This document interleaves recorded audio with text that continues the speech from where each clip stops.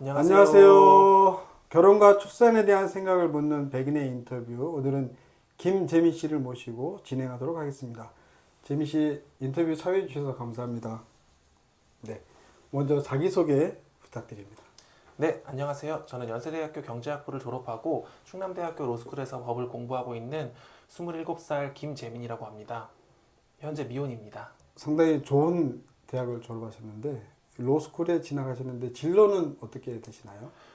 사실 로스쿨을 졸업을 한 후에 변호사 시험을 합격하고 다양한 진로를 생각을 해볼 수가 있는데 아무래도 현재로서는 로스쿨 공부가 좀 힘들고 현실적으로 한계가 있다 보니 어, 더 이후의 진로에 대해서는 크게 생각하지 못하고 있는 것 같습니다. 로스쿨 학생들의 경쟁이 아주 심한가요? 경쟁이 심하다면 심하다고 할 수 있지만 그럼에도 같은 학교 학생들이고 동기들이라서 표면적으로 경쟁이 엄청 치열하게 나타나고 그러진 않습니다. 분야가 이제 법조인이면은 판사, 검사, 변호사, 또 변호사도 종류가 되게 다양하잖아요. 전문 분야가. 네. 그 중에서 혹시 생각하고 계신 분야가 있으신가요? 저는 그냥 변호사로서 활동을 해보고 싶습니다. 교제하고 있는 여자친구는 있으신가요? 원래 있었는데 굉장히 좀 오래 만나다가 네. 이제는 이별을 해서 현재는 없는 상태입니다. 아, 오랫동안 교제하셨는데 최근에 네, 맞습니다. 네. 현재 시점에서 결혼에 대한 본인의 의지는 어느 정도 되세요? 결혼에 대한 의지는 저는 결혼은 당연히 하는 거라고 생각을 합니다. 이제 결혼이라는 것을 무조건 해야 되는 것은 아니지만 당연히 사랑하는 사람이 있고 그 사람과 앞으로 일생을 함께하고 싶은 마음이 든다면 자연스럽게 결혼을 하자는 그런 이야기가 나올 것이고 그리고 자연스럽게 결혼을 하게 될 것 같습니다. 네. 아까 만 27세라고 하셨는데 혹시 친구들 중에 이미 결혼을 했거나 아니면 곧 결혼할 친구들이 있으신가요? 네, 많이 있습니다. 정말요? 네. 오, 결혼을 이미 해서 자녀가 있는 친구들도 있나요? 친한 친구 중에서는 아직은 자녀까지 있는 친구는 없고 뭐 내년 1월, 내년 2월 이때쯤 결혼하는 친구들은 한 3명 정도 있습니다. 결혼 연령이 점점 늦어지고 있는데 그 친구분들의 결혼한 친구분들의 결혼 삶은 어떻다고 얘기 들었나요? 아직 그 친구들도 결혼을 한 지 얼마 안 됐거나 앞으로 예정되어 있는 친구들이기 때문에 아직은 긍정적인 이야기들만 하고 있습니다. 아직은. 그 이후에는 어떻게 될지 모르지만 네. 네. 친구들을 보니까 재민 씨 생각은 어떠세요? 사실 친구들을 봄으로 인해서 저의 생각이 뭐 변화가 있거나 하지는 않는 것 같습니다. 근데 저는 원래부터 이제 결혼을 하고 싶었고 어, 함께할 사람이 그 신뢰가 있다면은 그런 신뢰가 생길 수 있다면은 결혼을 해야 될 것 같습니다. 개인적으로 어떤 준비가 되어야 결혼이 가능하다고 생각하세요? 경제적인 준비도 필요하고 다른 준비들도 많이 필요하겠지만 저는 가장 중요한 준비는 일단 마음의 준비가 되어야 되지 않을까 싶습니다. 결혼이란 이제 자기만의 그런 개인적 삶을 어느 정도 내려놓고 배우자 그리고 자녀들과의 그런 가정을 이루는 것인데 그런 가정 안에서 자신이 얼마나 희생할 수 있을지 그리고 그 희생할 수 있는 것에 대한 자신의 마음이 얼마나 심리적으로 준비가 되어 있는지 그런 부분들이 준비가 된다면 사실 경제적인 여건 같은 경우에는 현재로선 어느 정도 부족하더라도 앞으로 더 맞춰갈 수 있는 부분들이기 때문에 크게 문제가 되지 않는다고 생각합니다. 그런데 만약에 재민 씨 생각과는 달리 재민 씨가 교제하고 결혼에 대해서 심도 있는 얘기를 진행을 하고 있는데 그 결혼 예비 대상자 분이 재민 씨와 다른 생각, 충분한 어느 정도 충분한 준비가 갖춰진 상태에서 결혼하고 싶다.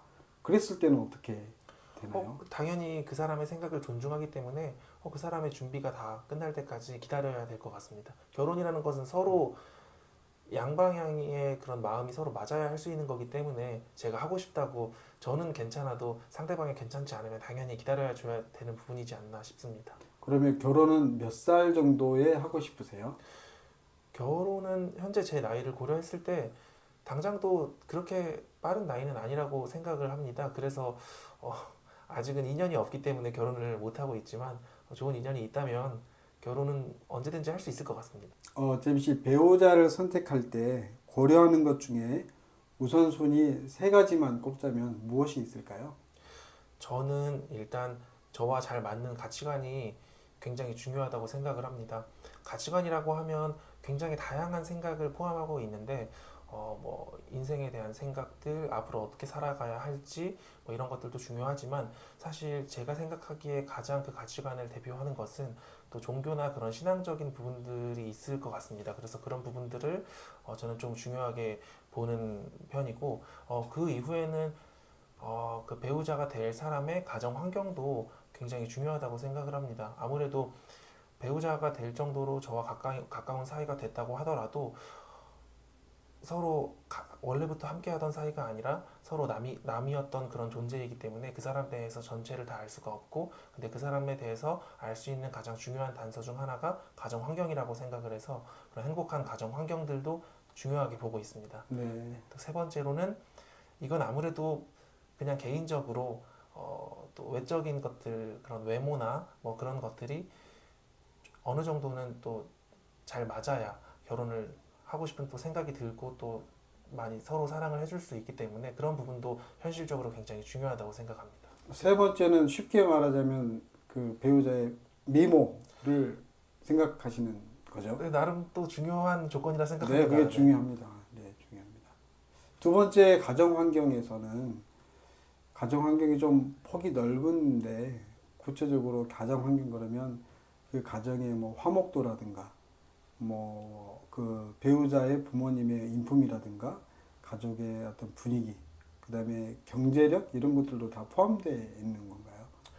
경제력도 포함이 되겠지만 사실 저는 경제적인 조건은 그렇게 크게 중요하게 생각을 하지 않는 사람이기 때문에 네. 경제력보다는 그 부모님과 그런 자녀의 그런 관계들, 그리고 그 안에서 얼마나 사랑을 받고 자라는 사람인지, 그리고 그만큼 또 얼마나 사랑을 줄 수 있는 사람인지, 이런 것들이 가정 환경에 많이 녹아져 있지 않나 생각합니다. 재민 씨 결혼을 하시게 되면 자녀는 몇 명 정도 생각하고 계세요?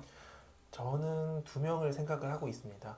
왜냐하면 또 두 사람이 만나 결혼을 하는 거기 때문에 또 새로운 두 사람의 탄생이 또 있다면은 의미 있고 또 축복이지 않을까 생각을 하고 있지만, 하지만 자녀 계획 같은 경우는 저 혼자 일방적으로 정하는 것이 아니라 서로 그런 상의가 필요한 일이기 때문에 만약 제가 두 명을 원하지만 그 상대방이 다른 생각을 갖고 있다고 한다면 당연히 그에 따라서 언제든 변화할 수 있을 것 같습니다. 네. 재민 씨는 형제가 어떻게 되세요? 저는 삼형제고 오, 그 중에서 첫째입니다. 오, 그럼 밑으로 동생들은 남동생이 두 명 있습니다. 삼형제인 거예요? 네. 오, 삼형제. 그러면 동생분들은 지금 학생, 네, 대학생이고 네. 또 가장 막내는 아직은 초등학생입니다. 초등학생이요. 네. 늦둥이. 네, 늦둥이입니다. 네. 늦둥이 동생이 생긴 이후에 그 가정 분위기는 어떠셨어요? 굉장히 활기차게 변화했고 또 기존에도 부모님과 뭐 저의 관계 당연히 좋았지만 또 동생의 존재로 인해서 가정에 뭔가 사랑을 더욱더 많이 줄 수 있는 그런 하나의 존재가 있기 때문에 굉장히 행복합니다. 그러면 늦둥이 동생이 형들과 부모님의 사랑을 아주 듬뿍 받고 자랐겠네요. 네, 지금 잘 자라고 있습니다. 결혼을 하시게 되면 이제 육아나 가사가 있잖아요. 이 부부 공동 육아나 가사 분담에 대해 어떻게 생각하세요? 부부 공동 육아나 가사 분담 같은 경우에는 저의 생각보다는 저와 그 상대방의 그런 의견 조율이 굉장히 많이 필요한 부분이라고 생각을 합니다.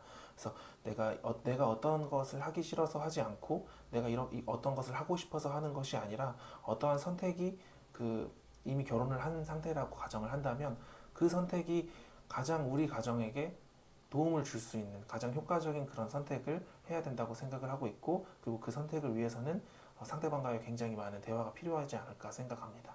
만약에 결혼을 하셨는데 배우자분이 전업주부다. 일을 하지 않는 전업주부였을 경우에 가사 분담이나 육아는 어떻게 하실 건지 혹시 생각해 보신 적 있으세요?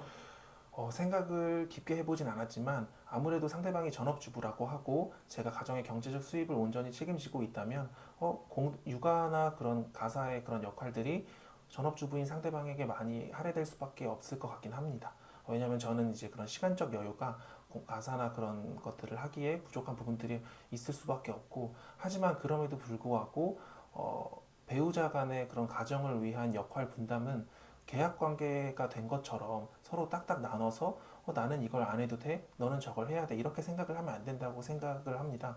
그래서 결국에는 그 서로에 대한 그런 배려심이 있다면은 서로 힘든 부분들, 그리고 만약에 내가 도와줄 수 있는 부분들이 있다면 당연히 도와주고, 또 상대방도 나에게 더 많이 헌신하거나 아니면 더 많이 도와줄 수 있는 부분이 있다면 당연히 도와주고, 이러한 관계가 건강한 관계라고 생각을 합니다. 남편이 집에 오면 수다도 떨고 싶고 또 다 못했던 일도 좀 맡기고 싶고 그럴 수도 있는데 그런 경우에는 어떻게 하실 거예요? 그런 경우에 서로에 대한 그런 이해가 필요하다고 생각을 하는데, 아무래도 그런 남편 입장에서는 자신이 벌어오는 것은 사실 굉장히 눈에 명시적으로 보이는 그런 금전적 가치들이 눈앞에 놓여 있는 것과, 그 또 아내가 하고 있는 금전적 가치로 환산될 수 없지만 그것 역시도 그런 중요한 가치가 있다는 것을 인지를 하고 서로 배려가 필요한 부분이 아닐까 생각합니다. 이제 로스쿨을 다니시다 보니까 법 쪽의 선배님들의 이야기를 많이 들으실 수 있는데 법 쪽의 직장인들의 직장의 그 출산이나 육아에 대한 분위기가 어떤지 혹시 들어보셨어요? 아무래도 법조계 분들은 다른 업계보다는 그런 이직과 휴직이 좀 더 자유로운 편에 속하다 보니까 출산과 육아에 대한 선택도 좀 더 폭넓고, 그리고 좀 더 유연하게 선택을 하고 계신 것 같습니다. 하지만 아무래도 법률 사무소나 이런 부분들에서 육아휴직 같은 경우에는 크게 지켜지기 현실적으로 좀 힘들다 보니까 그런 부분들은 약간 부족하지 않나라는 생각이 저는 들었습니다. 자, 이제 우리나라가 초저출산으로 나라의 미래가 굉장히 어렵다는 전망들이 요즘 계속 나오고 있거든요. 그래서 청년들의 결혼을 유도하기 위해 꼭 필요한 정책이 있다면 무엇이라고 생각하세요? 사실 현재는 청년들에게 결혼이나 출산에 대한 보조금을 주거나 세제 혜택을 주는 그런 방식들을 많이 채택을 하고 있는 것으로 알고 있습니다. 물론 그러한 것들도 당장의 이제 즉각적이고 그런 급한 그런 경제적인 부담들을 지워줄 수 있는 것들이기 때문에 굉장히 좋은 선택이겠지만, 하지만 사실 청년들의 지금 현재 결혼을 하지 않고 출산이 낮은 문제는 그런 출산과 결혼에 대한 그런 마음의 준비가 안 되어 있다고 저는 생각을 합니다. 그래서 그런 남들과의 그런 비교와 그런 성공을 좀 강요하게 되는 그런 사회적 분위기들을 단계적으로 완화시키고 더 뭔가 다양성을 존중하고 어, 자신도 청년들 자신이 그 자체로 지금 있는 모습 그대로 결혼을 할 수 있다는 그런 생각이 들 수 있는 사회를 만드는 것이 우선이라고 생각을 합니다. 그래서 특별한 정책이 필요하다기보다는 그러한 사회를 점진적으로 만들어 나가는 것이 중요하지 않을까 생각합니다. 실제 현실은 의도와 달리 경쟁 사회 또 비교 의식 때문에 결혼을 섣불리 못하거나 아예 포기하거나 그런 분들이 많이 있잖아요. 네. 거기에 대해서는 어떻게 생각하세요? 그래서 이제 그러한 분들의 그런 마음의 준비, 그러한 분들이 결국에는 스스로도 나도 결혼할 수 있고 결혼하고 싶다라는 그런 생각이 들 수 있도록 만들어야 하는데, 근데 이것들은 일시적인 정책으로 해결될 수 있는 문제가 아니라고 생각을 합니다. 그래서 당연히 결혼을 하려고 하고 출산을 하려고 하지만 그런 경제적 부담이 문제가 돼서 못하고 있는 분들에게는 현재의 정책이 도움이 되겠지만, 하지만 그런 부분들이 아니라고 한다면 굉장히 점진적으로 단계적으로 많은 시간을 두고 사회 분위기를 바꿔나가야 하지 않을까 싶습니다. 대한민국이 소멸된다고들 하는데 우리나라가 소멸되는 형태 어떻게 소멸될 것 같은지 혹시 생각해 본 적 있으세요? 뭔가 한 국가의 그런 힘과 성장력을 얘기할 때 하드 파워가 소프트 파워가 있지 않습니까? 그래서 하드 파워 같은 경우는 어떻게 보면 물리적인 그런 여건들을 얘기하는 거고, 소프트 파워 부분들은 문화적인 부분들에 대해서 얘기를 하고 있는데, 사실 그런 물리적 초저출산 문제라고 한다면 인구 감소를 유발하기 때문에 물리적인 인구 감소로 인한 노동 생산성이 저하되거나 아니면 국가의 전체의 그런 생산 능력이 저하되는 그런 문제가 있을 수 있겠습니다. 근데 하지만 저는 현재는 인공지능의 발전과 기술의 발전을 통해서 그러한 물리적인 여건, 물리적인 부분들이 문제가 된다기보다는 그런 사람이 많이 없고, 그다음에 세대 간 다양한 세대가 아닌 그런 한 세대 위주로 사회가 구성됨으로 인한 그런 다양성이 저하되고 함을 통해서 오게 되는 그런 문화적인 문제들, 그리고 그런 소프트 파워의 그런 저하들, 그런 잠재적인 성장력의 저하들이 굉장히 문제가 될 거라 생각을 합니다. 초저출산 시대라는 그것을 체감해 본 그런 상황이 있으신가요? 저는 그 동생이 초등학생이라서 초등학교에 가는데, 분명 제가 초등학교 다닐 때는 한 반에 40명 정도가 구성되어 있던 걸로 기억을 하지만, 현재는 한 반에 한 20명 정도가 구성되어 있다고 해서 그걸 듣고 많은 체감이 되었습니다. 현재처럼 1 미만의 합계 출산율이 지속될 경우에 여성 징병제에 대한 필요성이 제기될 수 있는데 여성 징병제에 대해서 어떻게 생각하고 계세요? 여성 징병제 자체는 상황에 따라 찬성할 수 있지만, 상황에 따른 효용을 많이 생각을 해봐야 될 것 같습니다. 저 같은 경우에는 단순히 군인의 수를 맞추기 위한, 군인의 수 자체가 부족해서 단순히 군인의 수를 증가하기 위한 그런 맹목적인 여성 징병제는 엄청난 사회적 비용을 초래할 것이라고 생각을 해서 반대하고 있습니다. 전투의 승리가 그런 목표인 군 조직의 특성상 여성들의 역할이 아무래도 신체적인 차이로 인해서 제한될 수밖에 없는 부분들이 있기 때문에, 그래서 여성 징병제가 그 자체로 여성 징병제를 통해서 군 조직의 효용과 그런 사회적 효용이 더 많이 크다면 당연히 찬성할 수 있지만, 현재로서는 단순한 그런 여성 징병이 아닌 오히려 다른 방식의 국방의 의무를 부과하는 것이 훨씬 더 효과적인 일이 아닐까 생각합니다. 정부나 지자체 등에서 청년들에게 결혼과 출산에 대한 분위기를 조성하고 있습니다. 여기에 대해 우리 청년들 또는 이렇게 재민 씨 주변에 있는 청년들은 여기에 대해서 어떻게 생각하고 계실까요? 정부나 그런 지자체에서 결혼을 해야 한다, 출산을 해야 한다 하면서 인위적으로 강조하는 그런 분위기에 대해서는 사실 그렇게 긍정적으로 바라보지는 않습니다. 왜냐하면 지금 현재 청년들이 결혼과 출산을 못하는 이유는 하고 싶지 않아서 안 한다기보다는 하고 싶지만 현실적인 여건들이 안 되기 때문에 못하는 경우가 굉장히 많다고 생각을 합니다. 그래서 저는 그 하고 싶은데 못하는 사람들에게 해야 한다고 말하는 것이 크게 의미가 있을지라는 생각이 듭니다. 만약에 그런 상황들이 여기서도 그런 상황이 이어지고 있고 또 저쪽에서도 그런 상황들이 이어져 있고 또 대한민국의 많은 곳에서 그런 상황들이 이어진다면 우리나라 합계 출산율이 점점 더 내려가잖아요. 그렇게 되면 경제나 국방이나 이런 뭐 교육이나 학령 인구 감소되고 이런 굉장히 큰 문제가 생길 것 같은데 다 같이 어려워질 수 있는데 거기에 대해서는 청년들은 혹시 생각해 보신 적이 있으실까요? 사실 그렇게 말씀하신 것처럼 그런 연쇄적인 효과들이 있을 거라고 생각을 합니다.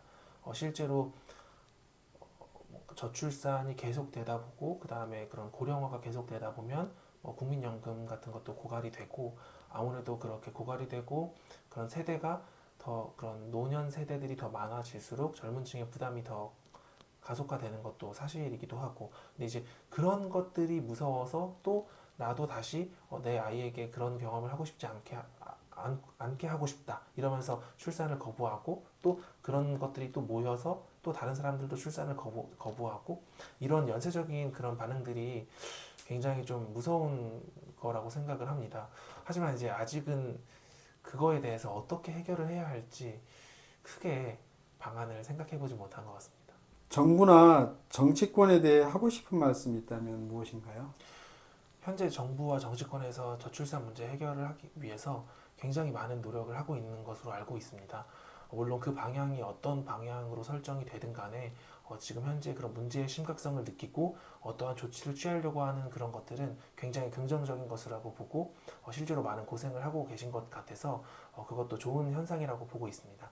하지만 청년들의 이야기를 더욱더 들어줄 수 있는, 그리고 청년들의 그런 표면적인 이야기가 아니라 정말 일상에서 만날 수 있는 청년들의 이야기, 공식적인 석상이 아니라 그런 사적인 자리에서만 나눌 수 있는 그런 청년들의 의견들도 많이 들을 수 있는 그런 것들이 중요한 것 같습니다. 그래서 그런 방향으로 한번 노력을 좀 더 해보신다면 더 좋은 결과가 있지 않을까 생각합니다. 네, 지금까지 결혼과 출산에 대한 생각을 묻는 백인의 인터뷰 김재민 씨를 모시고 진행했습니다. 재민 씨 참여해 주셔서 감사합니다. 감사합니다. 네, 인사드리겠습니다. 감사합니다.